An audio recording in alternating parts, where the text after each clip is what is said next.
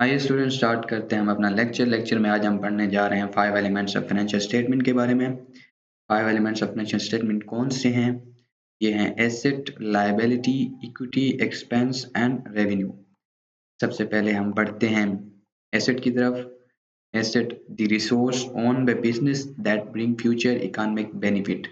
एक रिसोर्स होता है जो बिजनेस कंट्रोल करता है उस पर, और उसके बाद वो बिजनेस को फ्यूचर में इकोनॉमिक बेनिफिट प्रोवाइड करता है। एसेट में आते हैं करंट एसेट और non current asset. Current asset ऐसे एसेट होते हैं जो बेनिफिट प्रोवाइड करते हैं विद इन अ ईयर, और नॉन करंट एसेट ऐसे एसेट होते हैं जो बेनिफिट प्रोवाइड करते हैं more than 1 year. Current asset की एग्जांपल देखते हैं।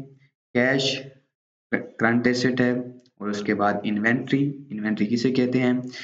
मान लो एक शॉप है, इस शॉप के अंदर ये क्लॉथ्स जो हैं ये बेचने के लिए शॉपकीपर ने रखे हुए हैं। ये जो क्लॉथ्स होंगे इनको अकाउंटिंग की ज़बान में हम इन्वेंट्री कहते हैं। और बैंक के अंदर जो भी हमने पैसे रखे होंगे ये भी हमारा एक करंट एसेट होता है। और उसके बाद रिसीवेबल। रिसीवेबल कहते हैं जो भी हमने कस्टमर को उधार पे चीज़ें दी होती हैं और उसके बदले में हमने पैसे लेने होते हैं, पैसे हमने रिसीव करने होते हैं, उसको कहते हैं रिसीवेबल। उसके बाद नॉन करंट एसेट क्या है? नॉन करंट एसेट में दो किस्म के एसेट हैं, एक टेंजिबल नॉन करंट एसेट और एक intangible non current asset. Tangible non current asset ऐसे एसेट होते हैं जिनको हम टच कर सकते हैं, जैसे कि फर्नीचर, बिल्डिंग, लैंड। ये हमें more than 1 year benefit provide करते हैं और इनको हम टच भी कर सकते हैं। और उसके बाद इनटेंजिबल नॉन करंट एसेट ऐसे एसेट जिनको हम टच नहीं कर सकते, जैसे लाइसेंस।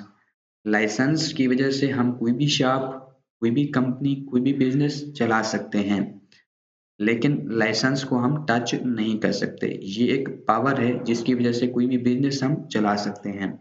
इसी तरह कंप्यूटर के अंदर सॉफ्टवेयर लगे होते हैं, वो सॉफ्टवेयर हमें फ़ायदा पहुंचाते हैं, लेकिन हम उन सॉफ्टवेयर को टच नहीं कर सकते। ये भी एक नॉन करंट एसेट होते हैं, और ये इनटेंजिबल नॉन करंट एसेट होते हैं जिनको हम टच नहीं कर सकते। आइए लायबिलिटी पढ़ते हैं।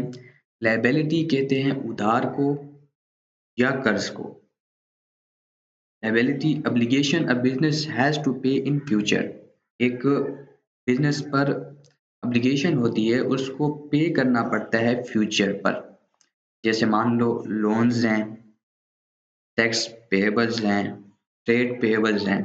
ट्रेड पेएबल कहा जाता है किसी सप्लायर से हमने कोई भी चीज़ उधार पर ली है और उसको हमने पैसे पे करने हैं, इसको कहते हैं ट्रेड पेएबल।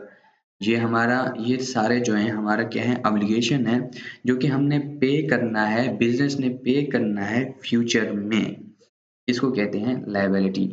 और उसके बाद आता है इक्विटी। इक्विटी ओनर का claims on the asset after liability. Liability अदा करने के बाद जो भी एसेट बचते हैं उसको इक्विटी कहा जाता है। इक्विटी की एक इक्वेशन है, equity is equal to asset minus liability, इसको कहा जाता है इक्विटी। उसके बाद इसकी एग्जांपल है कैपिटल। कैपिटल कहा जाता है ओनर कोई भी अमाउंट या कोई भी चीज जब घर से बिजनेस में लाता है उसको कहा जाता है कैपिटल। और उसके बाद है रिटेन अर्निंग। ये भी एक इक्विटी है, लेकिन रिटेन अर्निंग अभी आपको समझ नहीं आएगी, हम इसके बारे में आगे फुल डिटेल में पढ़ेंगे।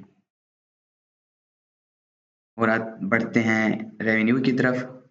रेवेन्यू है money earn from a business operation. Money जो हम बिजनेस ऑपरेशन से कमाते हैं उसको कहते हैं रेवेन्यू। मिसाल के तौर पर जो भी चीज़ें हम सेल करेंगे, बिजनेस में जो भी चीज़ें हम सेल करेंगे उसको कहा जाता है रेवेन्यू।